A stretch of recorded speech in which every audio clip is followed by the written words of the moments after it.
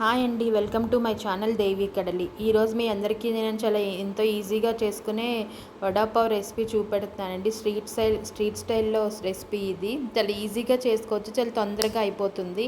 దీనికి కావాల్సిన చాలా సింపుల్ ఇంగ్రీడియంట్స్ అండి. దానికి కావాల్సింది చాప్డ్ ఆనియన్. ముందుగా కొంచెం ఒక మీడియం సైజ్ ఆనియన్ ముక్కలు చేసి కట్ చేసి పెట్టుకోవాలి.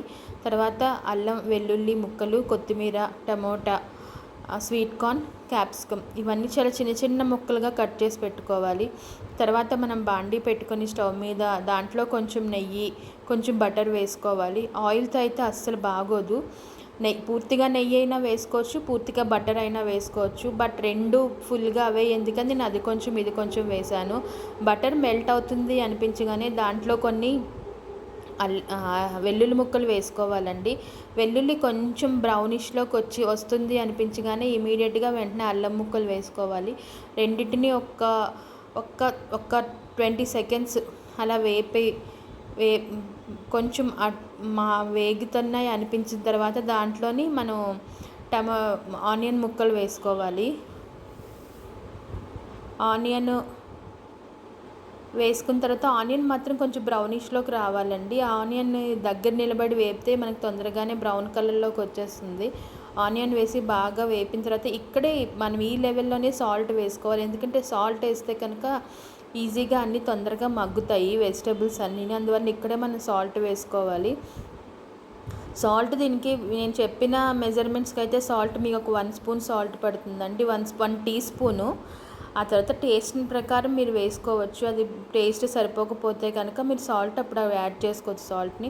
ఇప్పుడు క్యాప్సికమ్ వేసుకోవాలండి. క్యాప్సికమ్ వేసుకొని కొంచెం మగ్గనివ్వాలి. ఇక్కడ క్యాప్సికమ్ తిన్నప్పుడు మగ్గకపోతే కనుక కచ్చమని సౌండ్ వస్తుంది కదా, అది కొంచెం ఇరిటేటింగ్గా ఉంటుంది. బట్ ఒక 2 మినిట్స్ మూత పెడితే మాత్రం క్యాప్సికమ్ ఈజీగానే మగ్గిపోతుంది. ఇప్పుడు టమాటో కూడా వేసుకోవాలి. టమాటో వేసి ఇప్పుడు కొంచెం మూత పెట్టాలి. టమాటా పీల్ ఆఫ్ అయ్యేలాగా కొంచెం మగ్గితే సరిపోతుంది. ఆ పీల్ ఆఫ్ అయిన తర్వాత అవి కొంచెం మెత్తగా అవుతుందంటే టమోటా ఉడికిపోయినట్టే మనకి.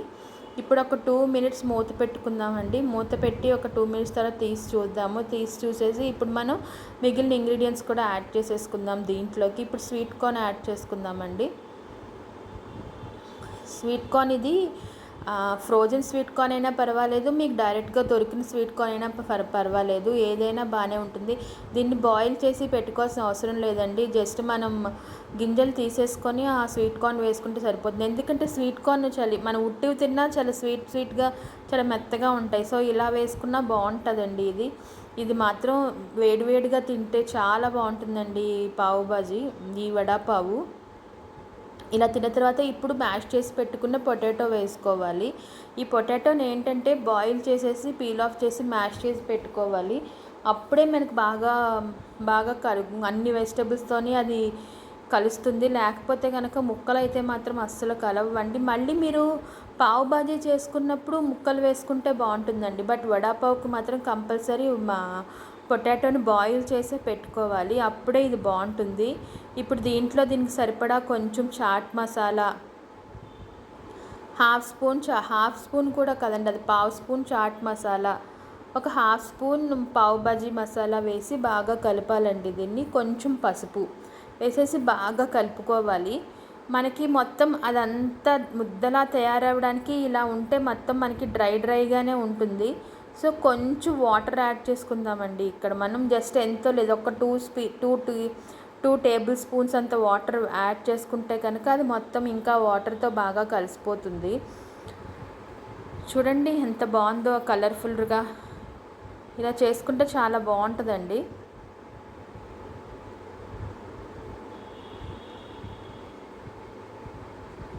ఇప్పుడు మనం కొంచెం ఒక 2 టేబుల్ స్పూన్ అంత వాటర్, అంత ఎక్కువ కూడా అవసరం లేదు. జస్ట్ అవన్నీ మనకి స్పైసెస్ అన్నీ దాంట్లో కలవడం కోసమే వాటర్ అనమాట. ఇప్పుడు దీన్ని మ్యాషర్ ఉంటుంది కదా, పొటాటో మ్యాషరు, ఆ మ్యాషర్తో బాగా మ్యాష్ చేసేసుకోవాలి.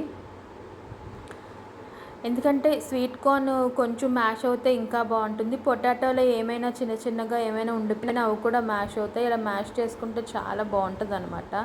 ఇప్పుడు దీన్ని ఒక 2 మినిట్స్ అలా వదిలేయాలి, చల్లారుతుంది.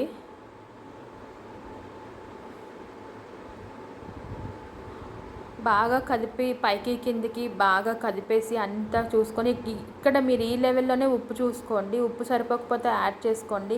చాట్ మసాలా, పావు బాజీ మసాలా అయితే ఇంక పడదండి. చాట్ మసాలా కూడా ఇంక పడదు.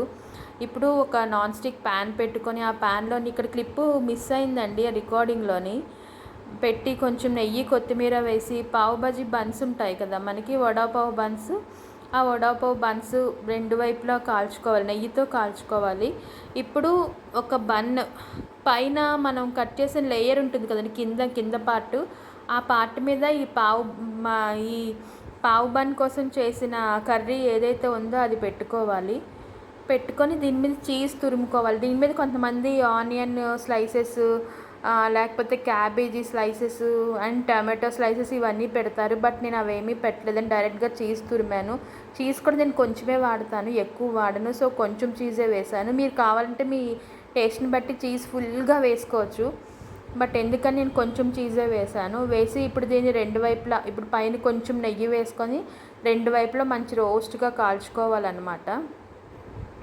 ఇప్పుడు నెయ్యి కానీ బటర్ కానీ ఏది ఉంటే అది వేసుకొని బాగా కాల్చుకోవాలి. ఇక్కడ చాలా బాగుంటుందండి. ఇది వేడివేడిగానే తినాలి, చల్లారిపోతే అస్సలు బాగోదు. కావాలంటే స్టఫింగ్లో మీరు ఆనియన్ స్లైసెస్, టమాటో స్లైసెస్ ఏం కావాలంటే ఆ స్లైసెస్ పెట్టుకోవచ్చు. బట్ నేనైతే ఏమీ పెట్టలేదు, ఎందుకంటే ఆల్రెడీ కర్రీలో ఆనియన్ టమాటో ఉన్నాయి కదా, అందువల్ల ఇంక నేను ఏమీ పెట్టలేదు. ఇలా కాల్చుకొని తింటే చాలా బాగుంటుందండి వేడివేడిగా. ఇలా మీరు ఎన్ని చేసుకుంటే అన్నీ మొత్తం అన్నీ కాల్చుకొని వేడివేడిగా ఉండగానే తినాలండి, అప్పుడు చాలా బాగుంటుంది. ఇప్పుడు దీన్ని ప్లేట్లోకి తీసుకుందాము. చూడండి ఎంత ఈజీగా. మొత్తం నాకు ఇదంతా చేయడానికి నాకు ½ an hour పట్టిందండి అంతా చేసుకోవడానికి. ఇప్పుడు ఇలాగ చేసుకున్న తర్వాత వీటిని కట్ చేస్తే చూడండి ఎంత స్మూత్గా కట్ అవుతున్నాయో. అసలు వేడివేడిగా స్మూత్గా కట్ అవుతూ ఎంత బాగుంటాయి అంటే ఆ వేడివేడిగా తింటే. పిల్లలకి ఇలా చేసి పెట్టండి, చాలా ఈజీగా తింటారు అసలు పిల్లలు.